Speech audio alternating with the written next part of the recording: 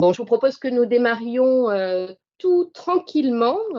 Tout d'abord, bonjour à tous et à toutes et merci beaucoup de vous être joints à nous pour ce webinaire qui ouvre peut-être une série. Je vous en reparlerai tout à l'heure. Je vous demanderai votre avis sur la question de partage d'expériences sur des thèmes connexes à la formation. Pour ceux qui ne me connaissent pas, je m'appelle Nathalie Ruchot, je porte chez Acemis la practice culture client et développement des compétences. Voilà, et je suis accompagnée de Nathalie Leliard et je vais te laisser te présenter, qui me fait plaisir d'être avec nous aujourd'hui pour présenter ce retour d'expérience à deux voix. Merci Nathalie pour cette invitation. J'avoue, je suis quand même très impressionnée par toutes les représentations, Belgique, Réunion, Mayotte. En tous les cas, bonjour à tous et merci de votre accueil.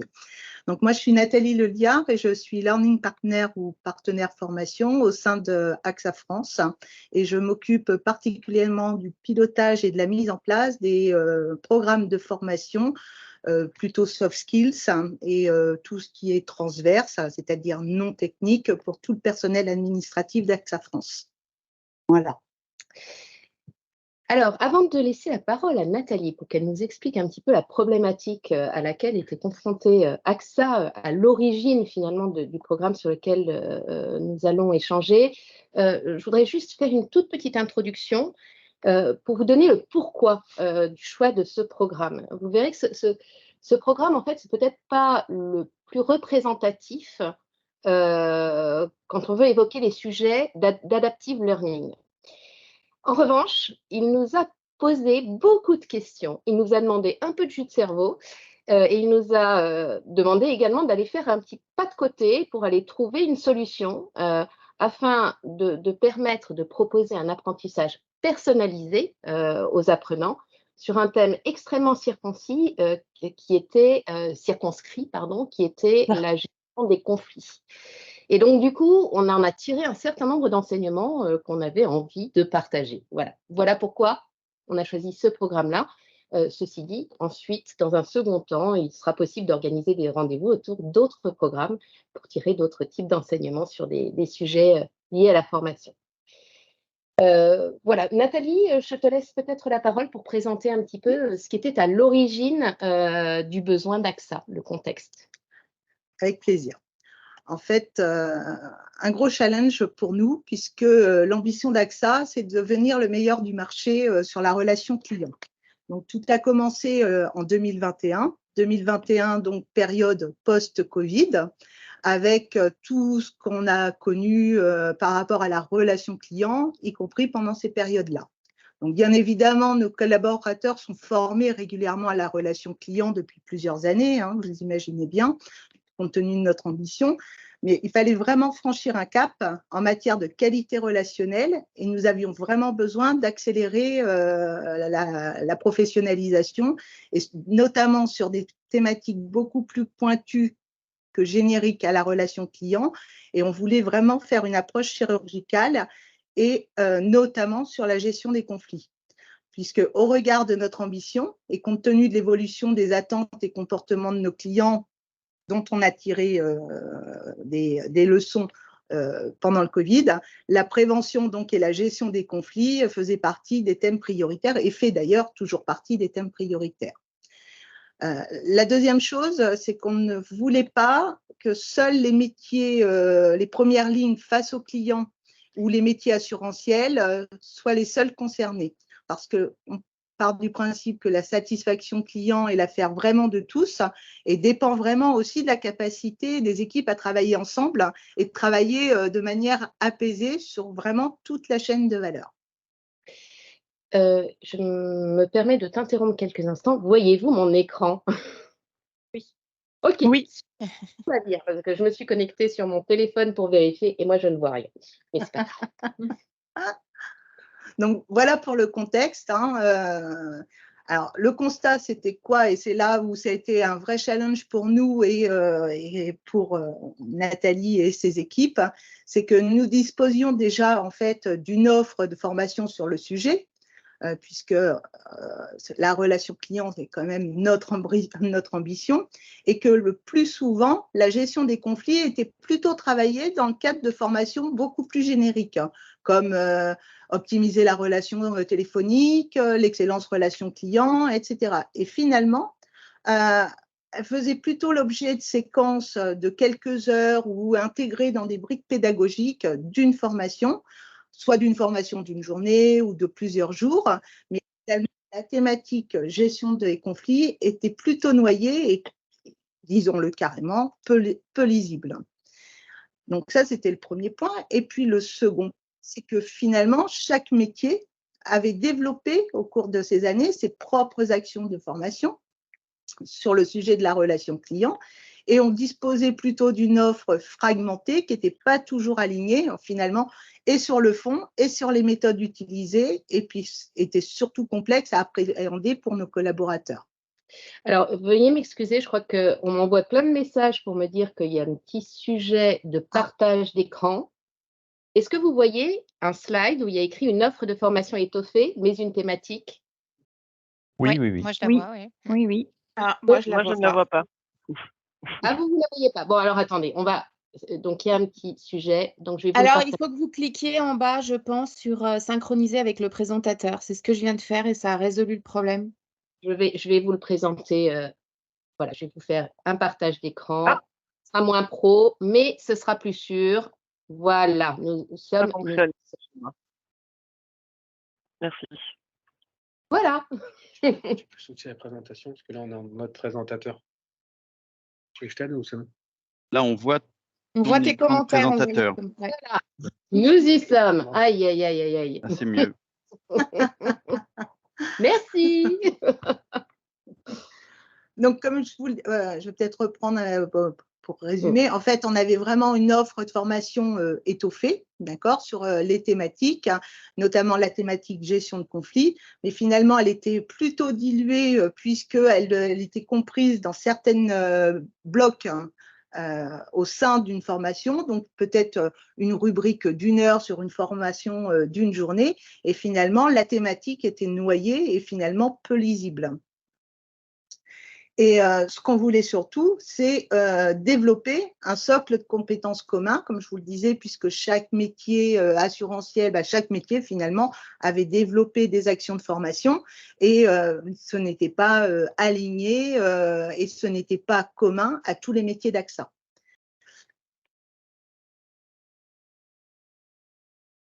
Alors, effectivement, sur le sujet, comme je viens de vous le dire, hein, finalement, pour les collaborateurs, c'était vraiment difficile de s'y retrouver. Je regarde l'écran qui est en face de nous, je suis désolée, j'ai un peu de mal à regarder. Et vous regardez l'écran de Nathalie. Donc, finalement, on avait une offre de formation très dispersée puisqu'on a recensé à peu près une cinquantaine d'actions de formation et une cinquantaine aussi de e-learning. Donc, tout ça mélangé dans la relation client.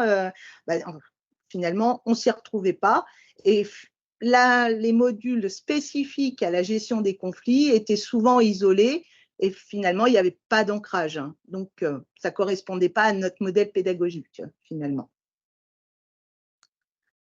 Puisque notre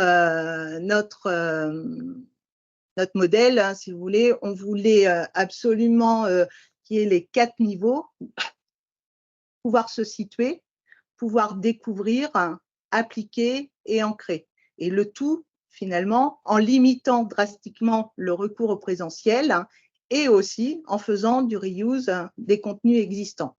Donc, challenge de notre côté parce qu'il avait fallu faire vraiment un constat de ce qu'on faisait.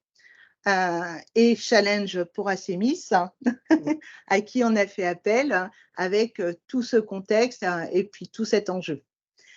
J'imagine que quand vous avez reçu le cahier des charges, Nathalie, vous êtes peut-être un peu gratté la tête. Oui, ça nous a demandé un petit peu de réflexion pour proposer quelque chose.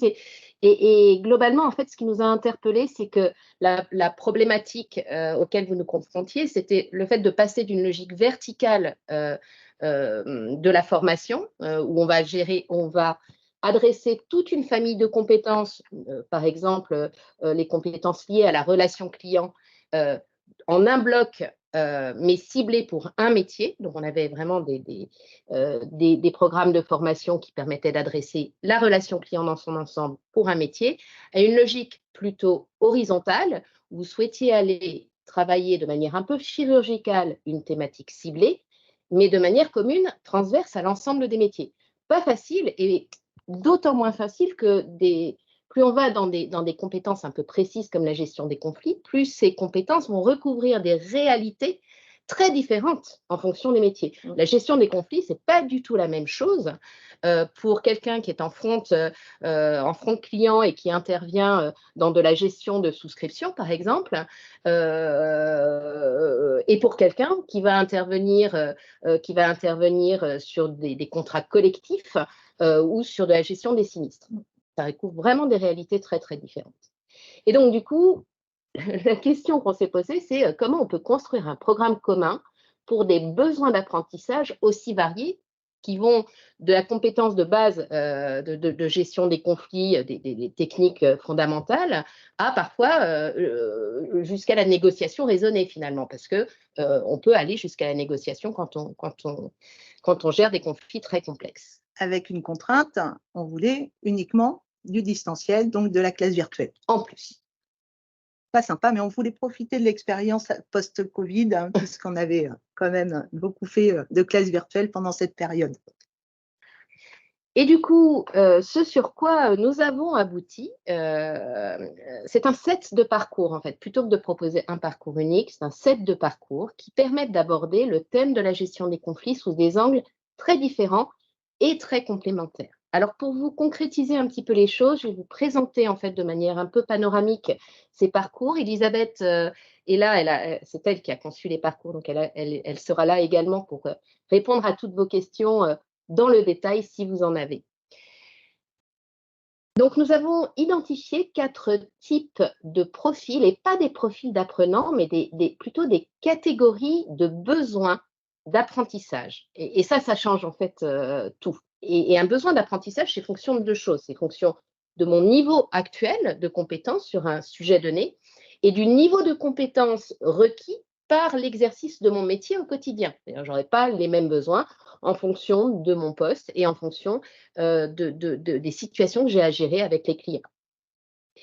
Ces 4 profils sont les suivants. Le premier, je suis parfois confrontée à des conflits qui sont des conflits plutôt modérés, pas trop compliqués, pas trop chargés émotionnellement non plus, avec des clients et ou des partenaires.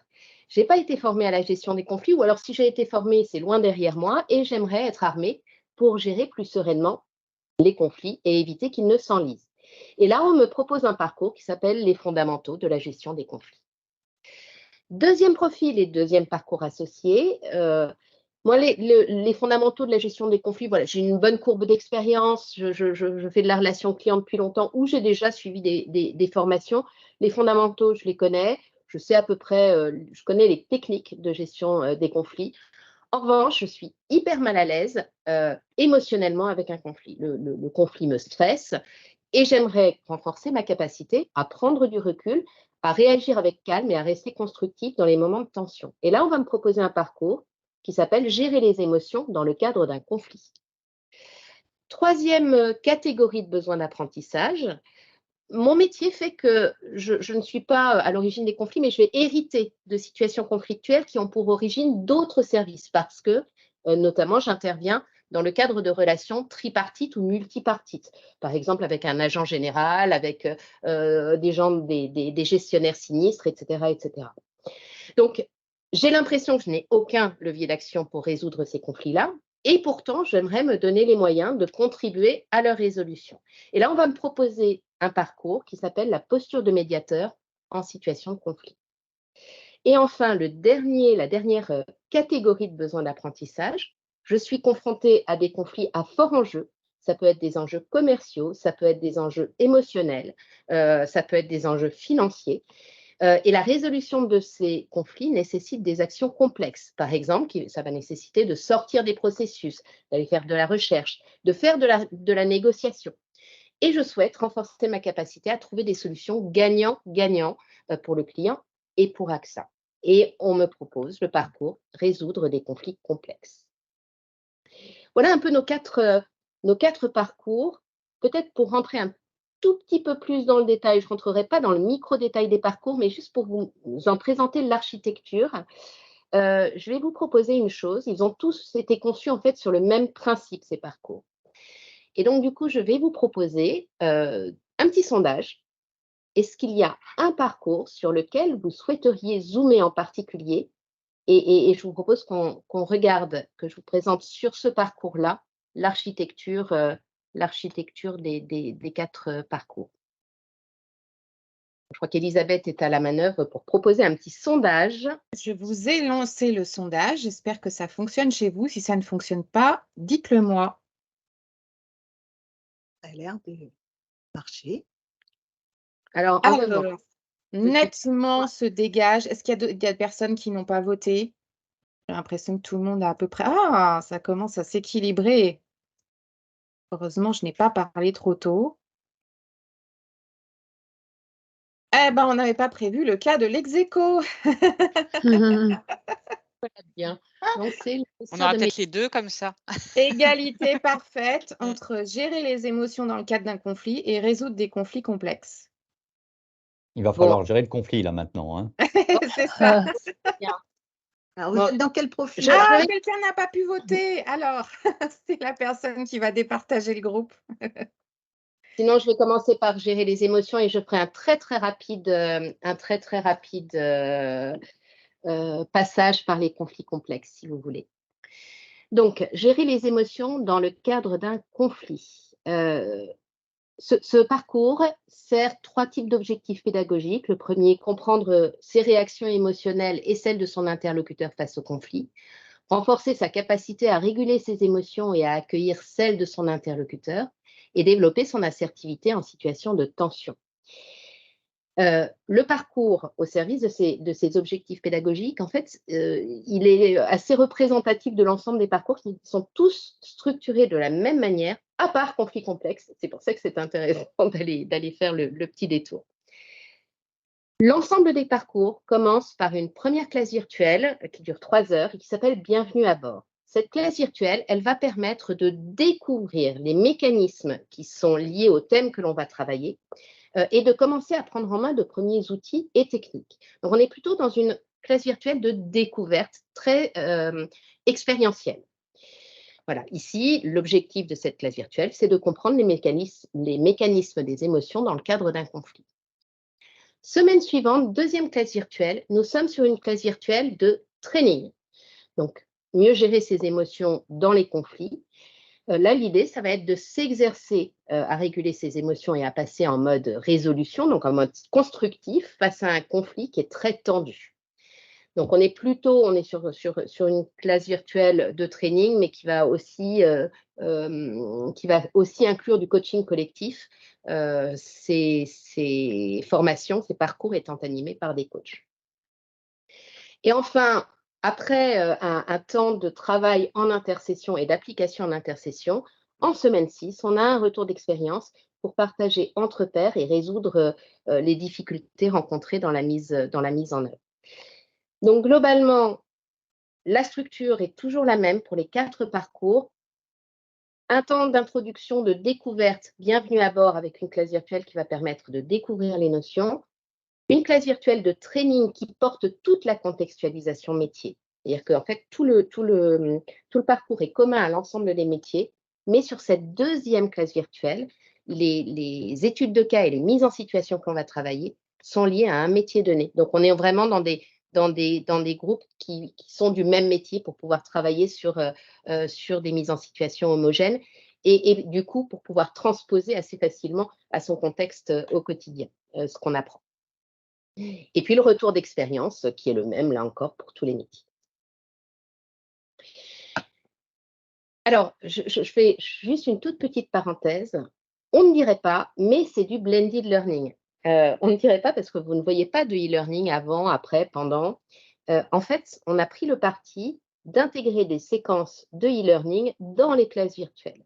Pour quelles raisons? Pas juste pour se faire plaisir ou pas simplement pour s'assurer que c'est fait, mais tout simplement parce qu'en fait, on s'aperçoit que raisonner en horizontal plutôt qu'en vertical nécessite aussi de repenser complètement les contenus digitaux. On était parti du principe qu'on allait exploiter au maximum ce qui existait déjà chez AXA et ne pas réinventer les choses qui existaient déjà. La difficulté avec les contenus digitaux, c'est qu'on avait des classes virtuelles de 45 minutes sur la gestion des conflits dans sa globalité. Et donc, du coup, sur des parcours aussi pointus, ça nous semblait un petit peu hors sujet de les utiliser dans leur intégralité. Donc, on a décidé de découper des séquences, de repérer des séquences qui correspondaient au sujet travaillé. Mais on peut difficilement, en asynchrone, dire aux participants, les gars, vous allez directement au chapitre 3 de tel cours ou de tel e-learning et vous regardez les 10 premières minutes. Donc, en fait, on l'a encapsulé dans la classe virtuelle Bienvenue à bord. Voilà pour gérer les émotions dans le cadre d'un conflit. Je vais vite fait sur les conflits complexes. Et je vais simplement vous pointer les différences. Alors là, vous voyez qu'on est sur des objectifs pédagogiques qui sont radicalement différents. Là, les 3 objectifs pédagogiques qui sous-tendent ce parcours sont savoir préparer une tactique de résolution de conflit, développer sa capacité à évaluer la situation et à prendre des initiatives éclairées, c'est-à-dire qui limite le risque pour AXA et qui soit positive et bénéfique pour le client, et développer une posture de co-construction avec les parties prenantes. Donc, on n'est pas du tout sur les mêmes objectifs pédagogiques. Vous avez de la même manière une classe Bienvenue à bord qui va permettre d'aller découvrir les clés de la résolution de conflits dans un environnement complexe. Vous allez avoir ensuite, en semaine 2, une classe virtuelle sur construire ma tactique de résolution de conflits, où on va travailler sur des mises en situation et des cas pratiques. Et puis, deux classes virtuelles d'échange entre pairs qui va permettre d'aller travailler sur le fond de la résolution de conflits, c'est-à-dire d'exposer des situations de conflit et de réfléchir ensemble à la solution qu'on aurait pu proposer au client et qui soit une solution gagnant-gagnant à la fois pour AXA et pour le client. Voilà, donc ça, c'est le seul parcours qui diffère un petit peu des autres dans la mesure où il y a 2 groupes de pairs et non pas un seul. Nathalie, on a une demande de visualiser rapidement le parcours posture de médiateur. Eh bien, allons-y alors. Donc, sur la posture de médiateur, les 3 objectifs pédagogiques, identifier ses moyens d'action pour contribuer à la résolution d'un conflit dont on n'est pas à l'origine, savoir identifier les origines du conflit et les attentes des différentes parties prenantes et développer sa capacité à coopérer avec d'autres services pour trouver une solution au conflit. Et donc, on a toujours le bienvenu à bord avec découvrir les clés de la résolution de conflits dans un environnement multipartite. On a développé ma posture de médiateur dans mon métier, donc s'entraîner finalement sur des mises en situation, donc on est sur des simulations. Et puis le retour d'expérience. Voilà, donc on aura pratiquement balayé l'intégralité du programme. En résumé, on a 4 parcours. Ces parcours, a priori, sont plutôt proposés dans une approche sélective. C'est-à-dire que l'idée, c'est d'aller choisir le parcours qui me correspond le mieux en fonction de mes besoins à un moment donné et compte tenu de mon métier. Mais je peux aussi, moi apprenant, me mettre dans une logique de programme global où finalement je vais commencer par les fondamentaux de la gestion des conflits parce que j'ai besoin de me professionnaliser et quelques mois plus tard, une fois que j'aurai ancré, j'irai m'inscrire au parcours, par exemple, gérer mes émotions dans le cadre d'un conflit, parce que je sens bien que sur le côté gestion des émotions, j'ai également des besoins et j'en ai besoin pour cranter finalement une progression sur le sujet. Ou alors, je vais aller compléter par la posture de médiateur parce que je m'aperçois que très, très souvent, j'interviens en médiateur et donc en complément des fondamentaux, aller travailler sur la posture de médiateur, ça peut être vraiment intéressant. Donc, on a une possibilité d'aller combiner ces parcours. Ils ont été conçus pour être complètement complémentaires, pas redondants, mais qu'ils permettent d'ancrer en fait les étapes précédentes. Et enfin, pour permettre aux apprenants de se situer, ils ont 2 moyens pour choisir. D'une part, les profils que je vous ai partagés sont mis en ligne sur le LMS. Et puis d'autre part, on a créé un petit questionnaire d'aide à la décision. Nathalie vous en parlera dans quelques minutes, pour les aider assez simplement à choisir leur parcours. On ne disposait pas d'outils d'adaptive learning. C'est pour ça que je ne parle pas d'adaptive learning, mais d'apprentissage personnalisé, en fait, et qu'on n'avait pas d'outils d'adaptive learning qui permettaient finalement de questionner le client et en fonction des réponses aux questions, de lui dire, bon, bah, le meilleur parcours pour toi, c'est ça, puis ça, puis ça. Alors, posés comme ça, ces parcours ont l'air assez évidents. Enfin, en tout cas, voilà, ça apparaît un peu comme une évidence. En revanche, ça nous a quand même demandé pas mal de temps, beaucoup de jus de cerveau. On a passé quelques réunions à en discuter et pas mal de bandes passantes des métiers aussi qui nous ont beaucoup aidés à concevoir ces parcours et surtout à définir les profils. Et si on devait résumer les grands défis qui nous ont été lancés finalement dans l'ingénierie pédagogique de ces parcours, le premier, et probablement le plus important, c'est celui du choix des profils. Et finalement, le fait arriver à définir des profils qui soient à la fois représentatifs, en nombre limité et robustes, c'est-à-dire qui correspondent le mieux aux principaux besoins d'apprentissage des différents métiers. Et le choix de ces profils, c'est pas évident, surtout quand on veut limiter le nombre pour éviter de créer une usine à gaz dans laquelle l'apprenant ne saura pas se repérer. Donc ça a été assez compliqué. Ouais, d'autant plus qu'on voulait, comme on voulait un socle commun pour tous les métiers, la difficulté était un peu plus… Oui, vous avez bien challengé, merci. Voilà, on vous avez mis le fil à retordre. Le deuxième défi, c'était celui de la finesse des objectifs pédagogiques. En fait, souvent, quand on travaille sur le sujet de la relation client, savoir gérer les conflits ou maîtriser les techniques de gestion des conflits, c'est un objectif pédagogique. Pour arriver à construire sur le sujet de la gestion des conflits des parcours qui soient complémentaires, on a dû décomposer en fait les objectifs pédagogiques et rentrer dans une finesse assez importante. Là, vous l'avez vu, hein, je vous ai présenté 3 des parcours. À chaque fois, on a des objectifs pédagogiques qui sont différents. Donc, en fait, il a fallu vraiment qu'on décompose les objectifs pédagogiques en micro-objectifs pédagogiques pour permettre finalement de faire des regroupements et de s'assurer que ce ne soit pas redondant, qu'il n'y ait pas trop de zones de recouvrement et que ce soit complémentaire. Et enfin, le dernier défi qui nous a été lancé, c'est celui du préfléchage des parcours.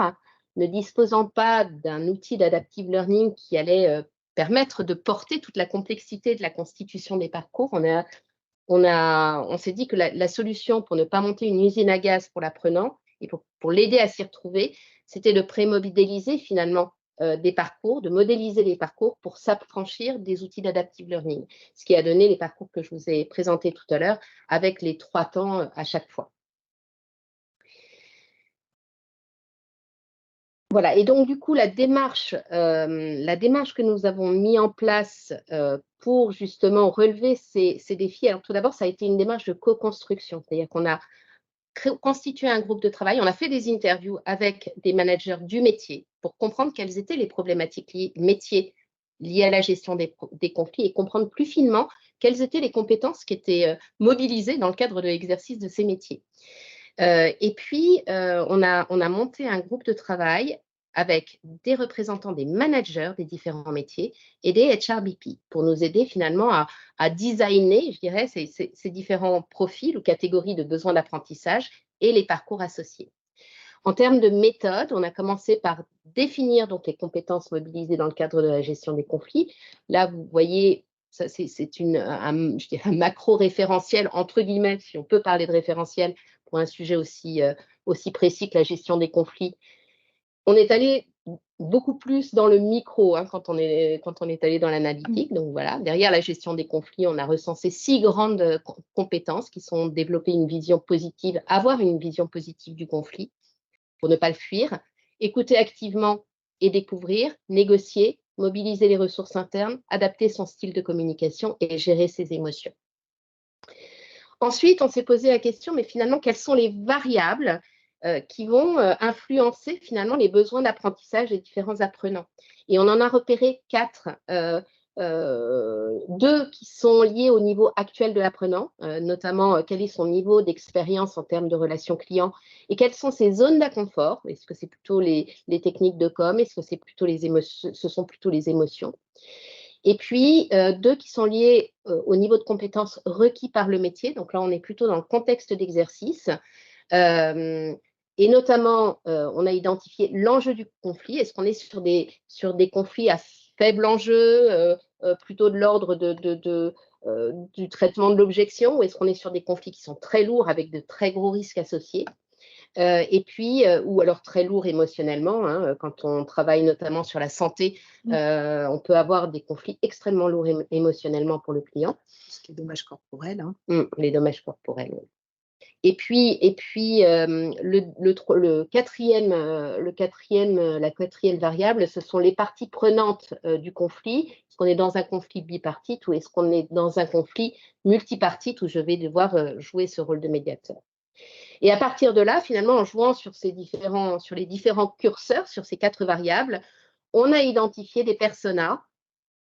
Je vous montre un peu à quoi ça ressemble, juste pour vous montrer à quoi ça ressemble. Voilà, des personas qui finalement permettent d'incarner, de matérialiser nos différents profils, donc nos différentes catégories de besoins d'apprentissage, qui ont permis de décrire les besoins qu'il avait en matière d'apprentissage et ensuite d'introduire le parcours qui était proposé. Et à côté, sur chacune des personas, finalement, on a identifié les compétences qu'on allait travailler dans le cadre du parcours. Voilà, ça c'était pour la parenthèse méthodologique. Voilà pour les défis de l'ingénierie et puis les quelques enseignements ou en tout cas réponses méthodologiques que l'on a trouvées pour y arriver. Ça n'a pas été non plus de tout repos en matière de déploiement. Donc là, je vais te laisser la parole, Nathalie. Un projet plein de défis, quoi. Oui, c'est ça. Défi de l'ingénierie pédagogique, hein, et maintenant défi du déploiement. Parce qu'une fois qu'on a des beaux paquets cadeaux, il va falloir les déployer. Donc en fait, les défis du déploiement, de réels défis, qu'on peut comptabiliser au nombre de 4. Le premier défi qui va vous paraître peut-être curieux, c'est celui de la culture de l'apprentissage, puisque AXA valorise finalement beaucoup la formation auprès de ses collaborateurs et on s'en rend compte de temps en temps que la formation est plutôt devenue un produit de consommation. Et le fait de proposer des parcours multiples tels que vient de l'expliquer, les 4 parcours multiples que vient d'expliquer Nathalie, eh bien finalement, c'était tentant de s'inscrire aux 4 parcours. Et donc, du coup, ça faisait exploser les temps de formation parce que les participants prenaient toute la carte, entrée, plat, fromage, dessert pour faire 4 plats. Donc, malgré le fait que finalement, on a été quand même très vigilant pour communiquer sur les différents bénéfices, puisque vous avez vu, il y a les différents profils, il a fallu vraiment qu'on donne un outil d'aide au choix pour pouvoir choisir un ou plusieurs parcours, mais que ce ne soit pas de façon générale de toujours s'inscrire aux 4 parcours. Parce qu'on l'avait constaté finalement lors des pilotes, eh bien, un même apprenant s'inscrivait aux 4 parcours et les 4 parcours, des fois, se chevauchaient, n'avaient pas le temps de terminer un parcours qu'ils en enchaîné un autre. Et en fait, ça n'avait plus aucun sens d'un point de vue pédagogique. Donc, en fait, ce qu'on a fait,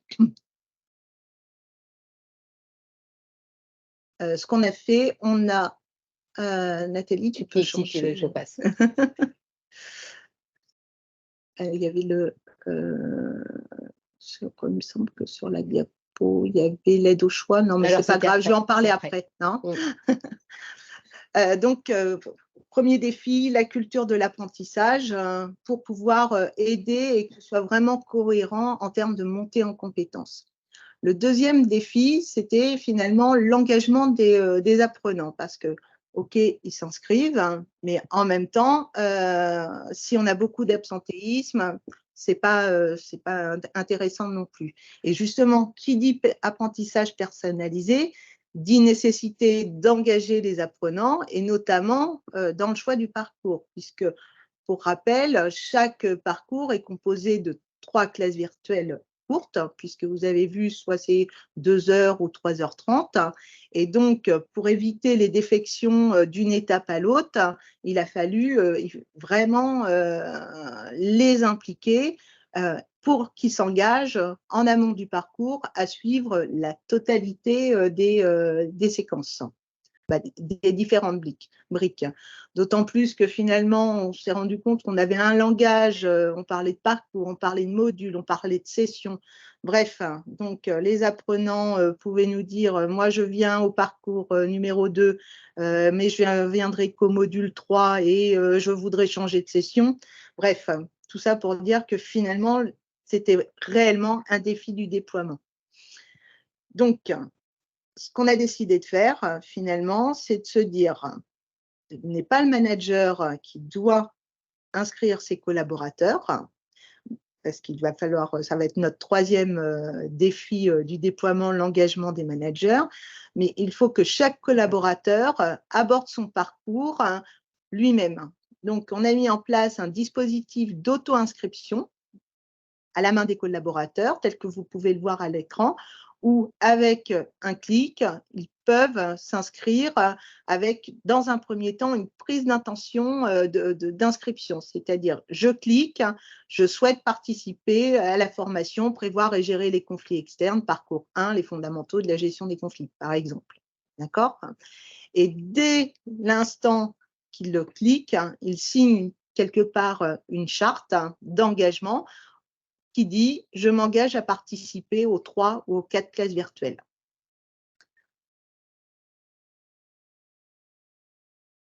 Ça va?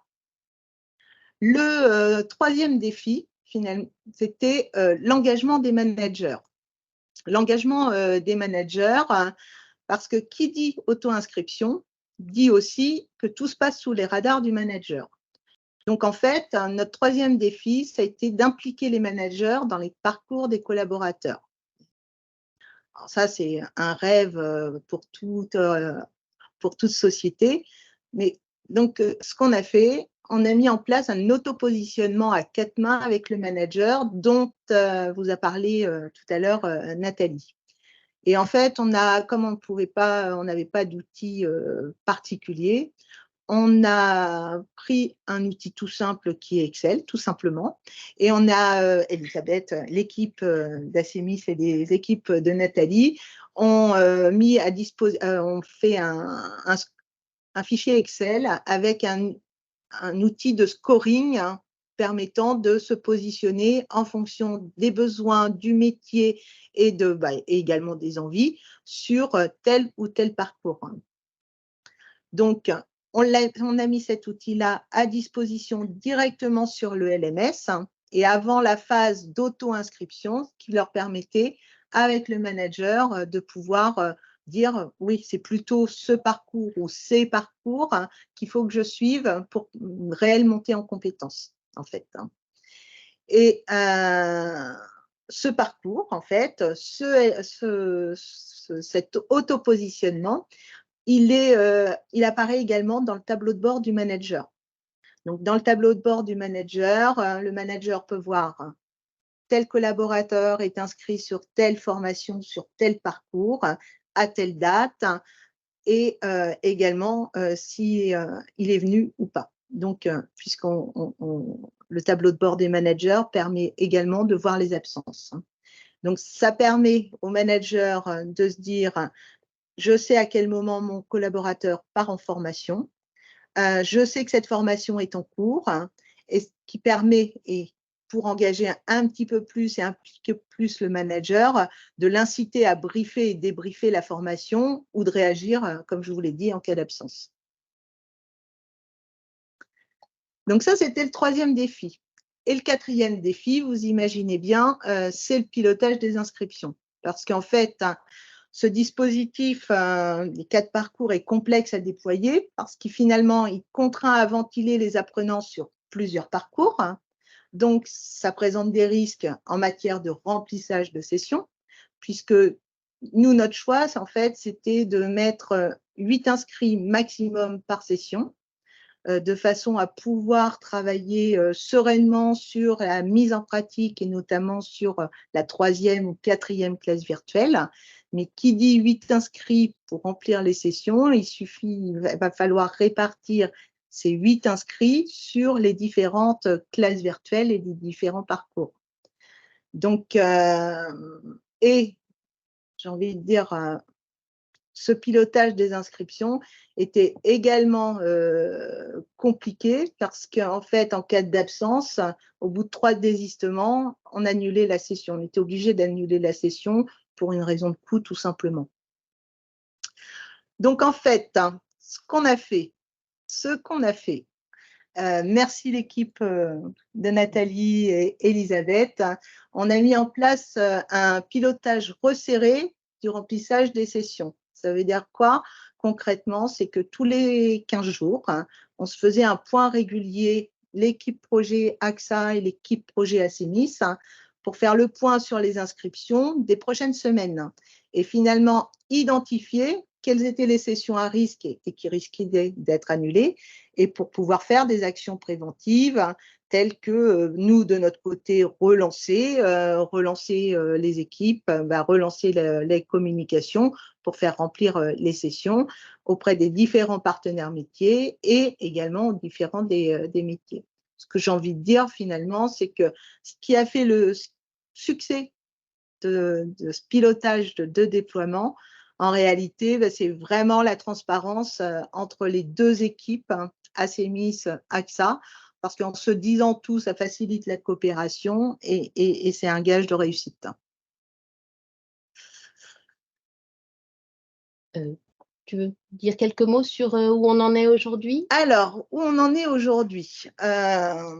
Nathalie m'a demandé de faire le point et finalement, quand on est pris dans le mouvement, effectivement, on est à combien de sessions? Eh bien, déjà, dans un premier temps, on a fait plus de 60 sessions, ce qui représente quand même 190 classes virtuelles à organiser, à piloter et du côté ACEMIS à animer.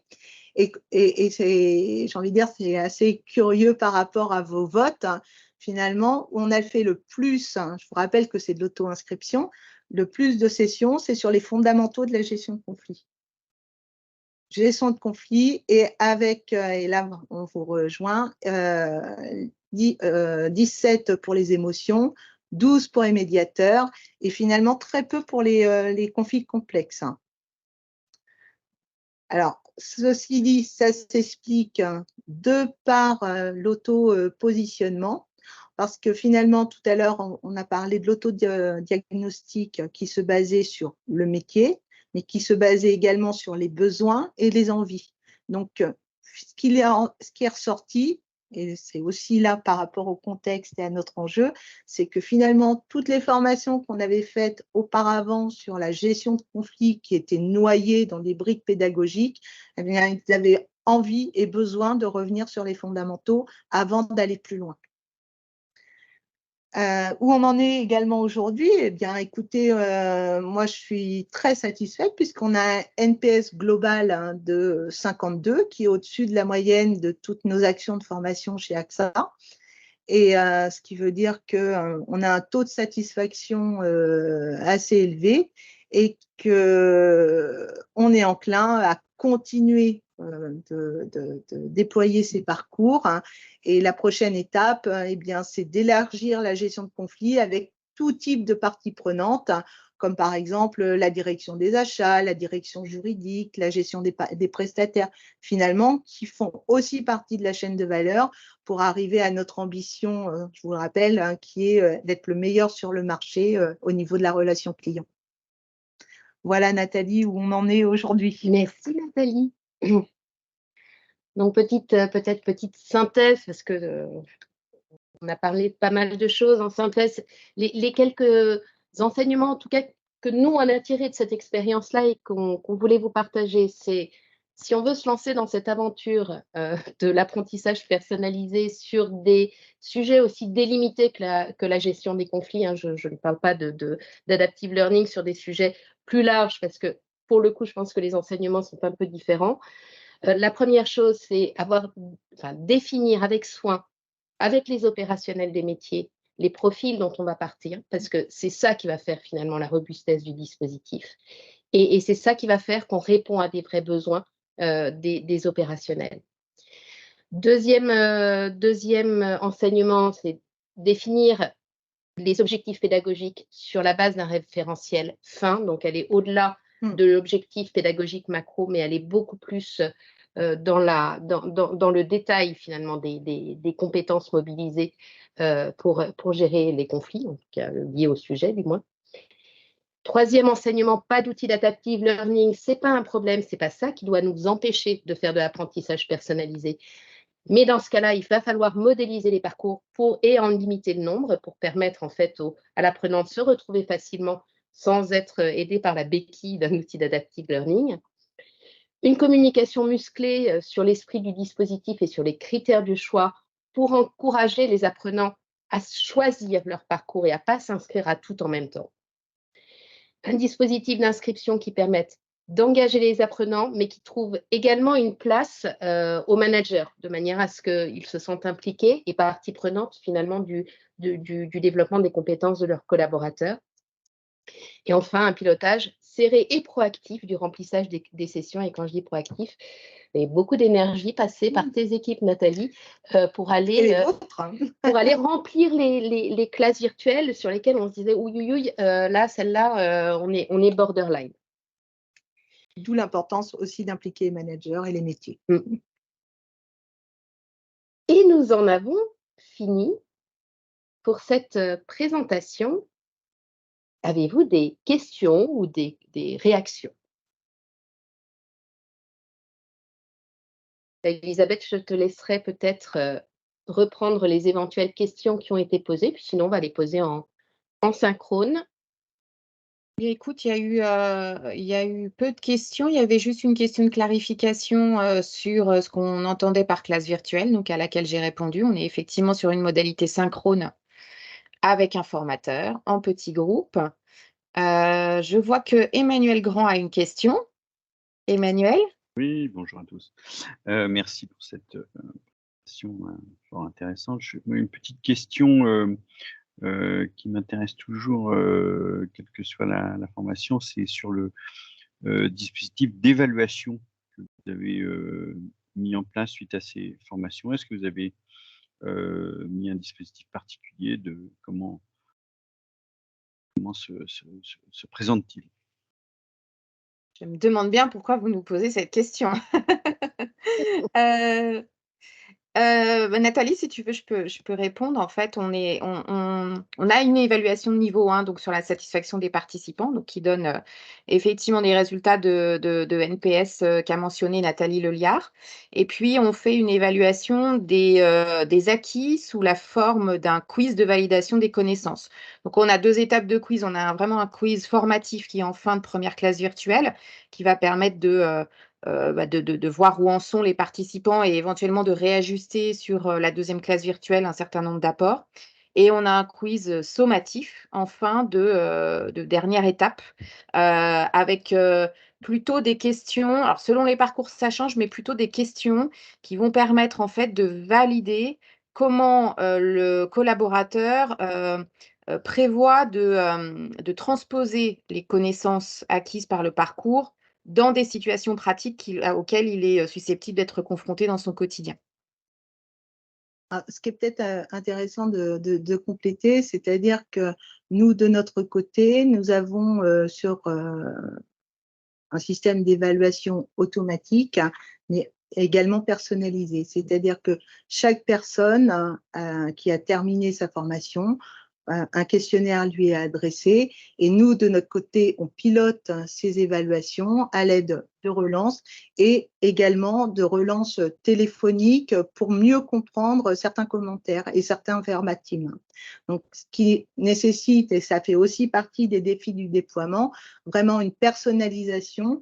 On veut aller vraiment plus loin pour la mise en œuvre de parcours par rapport aux attentes. Est-ce que c'est bon pour vous, Emmanuel, ou est-ce que vous aviez une autre question? Non, non, parfait. J'ai juste oublié de baisser ma main. Voilà. Il y a Sandra qui veut poser une question. Oui, en tout cas, merci pour cette présentation. C'est super intéressant. On voit qu'on n'est pas seul dans notre monde du développement des compétences avec les problématiques que nous rencontrons assez similaires. Du coup, à vous, côté AXA.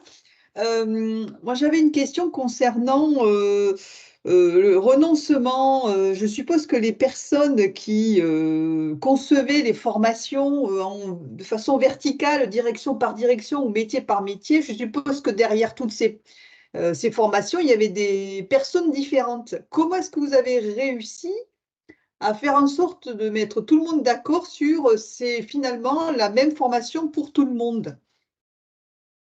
Alors, notre organisation, en fait, on a une direction de la formation et les formations qui étaient faites par le métier n'étaient pas organisées par la direction de la formation. D'accord. Donc déjà, ça vous donne une première réponse. Et donc, ce n'était pas fait par la direction de la formation parce que de notre côté, nous n'avions pas fait réellement ces recensements de besoins. Donc, notre organisation a fait que nous avons des partenaires, learning partners pour chacune des directions métiers qui permettent de faire le relais et qui me remontent les besoins et qui permettent finalement de créer des parcours adaptés à chaque métier. Et moi, finalement, mon périmètre, c'est de pouvoir mettre en place, de recenser tous ces besoins sur toutes, comme je vous le disais lors de ma présentation, sur toutes les compétences dites soft skills, je ne parle pas des compétences techniques métiers, et de pouvoir élaborer des programmes de formation qui soient un tronc commun et qui soient réellement transverses et sur les niveaux des compétences, sur le nom des compétences et sur les différentes directions métiers, en fait.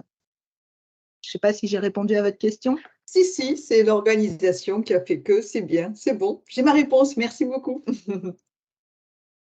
Alors, excusez-nous, on a donné le top départ pour un sondage, mais je ne pensais pas que ça allait s'afficher en aussi énorme. Donc, on continue et puis je vous expliquerai ce dont il s'agit après.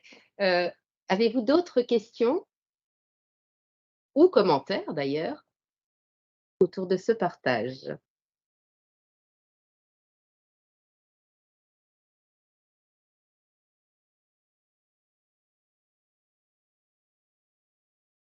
Non, pas d'autres questions?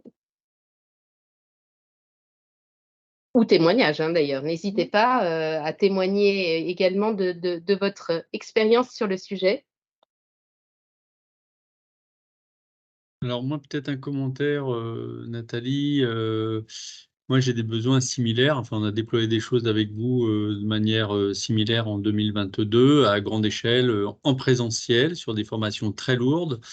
Et donc, ce format-là me plaît bien avec un besoin, mais on va peut-être pas y répondre aujourd'hui, qui serait… le point était bien nommé par une Nathalie Lelière, je pense, qui était les gens consomment en fait de la formation, mais un peu comme on prend, on jette. Et donc moi je pense que il y a un lien entre l'acquisition de la compétence et l'implication du salarié. Donc quand on n'est pas dans ce mode je prends, je consomme.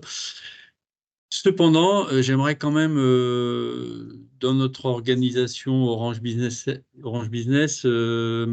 aller vers de la formation entre guillemets à la carte, avec des choses couplées, du présentiel, du coaching, du webinar, de la formation virtuelle, de la réalité virtuelle. On en a déjà parlé et en 2024, je pense qu'on va avoir des sujets là-dessus, pour en gros qu'un collaborateur, pas forcément en relation client, mais parce que ça peut se déployer sur n'importe quel type de relation, puisse venir s'engager dans un parcours et avoir accès à un coach, s'engager de manière autonome. Alors pourquoi je dis ça? On est sur un gros volume de salariés désormais. On va avoir un terrain de jeu de 2600 personnes là, dans le monde.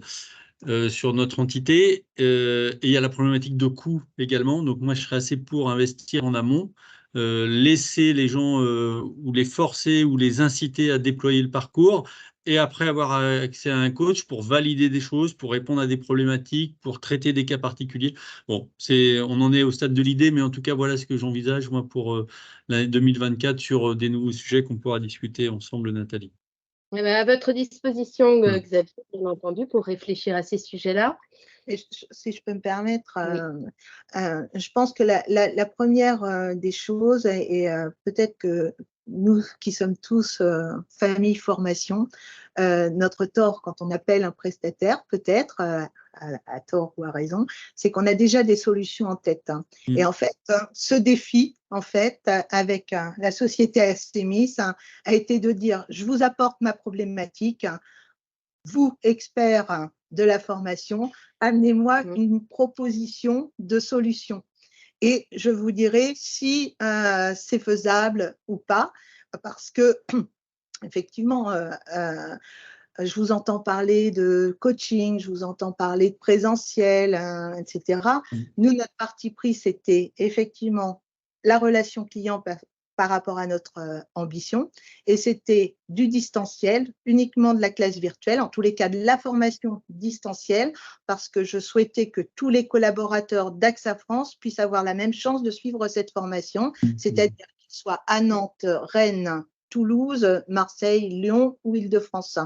Donc, voilà, une fois qu'on a vraiment posé le contexte, le besoin, je pense qu'il faut qu'on oublie, nous, familles formation, les solutions qu'on a en tête, hein, et laissons venir les forces de proposition telles que Astemis. Merci, Nathalie. Pour rebondir sur le point que mentionnait Xavier, et ça va faire parfaitement la transition avec le sondage qu'a lancé Elisabeth, je me dis qu'il y a peut-être d'autres sujets sur lesquels on pourrait partager. Là, on vous a partagé un exemple de programme qui nous a vraiment incité à voir les choses un peu différemment par la spécificité du sujet qu'on devait traiter. En revanche, il y a d'autres exemples qui permettent de mettre en lumière ce qu'on peut faire avec le blended learning pour engager l'apprenant dans son parcours et pour, là encore, personnaliser l'apprentissage, mais sur des sujets plus larges, comme par exemple la relation client dans sa globalité. Ça, on pourrait très bien organiser les partages sur ces exemples-là. Et donc, du coup, je vous pose la question, est-ce que vous souhaiteriez ou est-ce que vous verriez intéressant de monter comme un peu un club, et finalement des rendez-vous réguliers où nous pourrions partager sur la base de dispositifs existants un certain nombre de convictions sur des thématiques liées à la formation. Donc, ces échanges tels qu'on en a eu là, sur ce format-là, est-ce que vous seriez pour en organiser de manière récurrente et y participer de manière récurrente, on échange ensemble sur des thématiques liées à la formation. Je peux répondre moi aussi? Oui, tu peux répondre sur le sondage. Donc, vous avez un petit sondage, n'hésitez pas à y aller. Et n'hésitez pas également à noter dans le fil de discussion des thématiques sur lesquelles vous souhaiteriez qu'on organise ces partages. On appelle ça des communautés chez nous et on le fait en intra-orange. Intra-orange parce que c'est tellement gros orange. Mais moi, je suis assez favorable à le faire en extra. Partager tout ce que l'on fait pour avoir des critiques sur ce que l'on fait et aussi des idées parce que je pense qu'on est plus fort à tout le monde et c'est général comme besoin. Donc moi, plutôt plus que oui. Super. Bon, il y a plein de oui, donc je pense qu'on va se lancer là-dedans. Donc, si vous avez des thèmes sur lesquels vous vous dites ça, c'est un thème que j'aimerais bien approfondir. Ça peut être comment engager l'apprenant dans son apprentissage. Ça peut être un exemple de dispositif qui permettent de travailler sur les soft skills, enfin, tout ce qui vous vient en tête. N'hésitez pas à le mettre dans le fil de discussion et ça nous permettra de sélectionner les prochains thèmes. On a déjà plein de propositions, Nathalie, c'est formidable. Mais en tout cas, vous avez su bien communiquer, je trouve. Parce que je suis surprise qu'en fait, les collaborateurs aient voulu suivre tous les cursus. Parce que nous, on a un problème souvent quand même à les embarquer des fois en formation, parce que du coup, ils ne sont pas sur leur dossier, et donc qu'ils aient voulu du coup suivre les 4 parcours. Bravo, parce que Nathalie Carole fait partie de la maison juridique. ouais, tout à fait. Comme je vous le disais tout à l'heure, sur tout ce qui est compétences transverses, on est uniquement sur de l'auto-inscription. Donc, j'ai envie de dire, ce qui marche, c'est la publicité, et c'est-à-dire la communication. La communication auprès de mes homologues partenaires formation qui sont en front avec des directions métiers, communication auprès des HRBP également, qui sont nos grands partenaires et on ne travaille pas sans eux, et également avec les managers. Ouais. Et donc, on intervient, toutes ces communications-là sont faites aussi au sein des CODIR de chacune des directions pour qu'ils aient une visibilité sur nos offres de formation en matière de soit relations clients ou soft skills, tout simplement.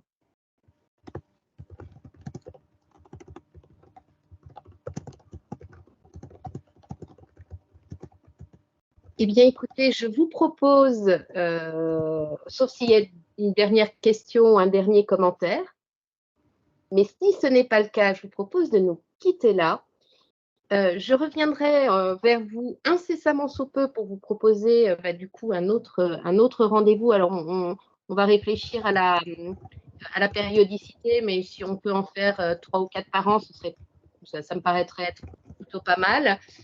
Merci beaucoup de nous avoir posté vos suggestions de thèmes. Si d'autres vous viennent en tête, n'hésitez pas à me faire un petit mail pour m'en informer. Et puis, ça nous permettra aussi d'alimenter ces partages. Et je reviens assez rapidement vers vous avec un calendrier voilà, pour pouvoir inscrire finalement ces webinaires, ces rendez-vous dans les agendas avec un peu d'anticipation. Un grand merci à vous tous pour votre participation. Beaucoup. Et merci Nathalie. Je vous en prie. Plaisir. Merci. Merci beaucoup. À bientôt. Bonne journée. Au revoir. Au revoir. Au revoir. Merci. À bientôt. Au revoir.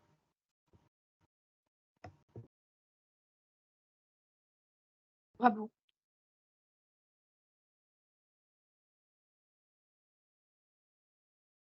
On arrête l'enregistrement?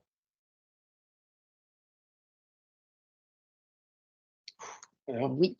c'était top.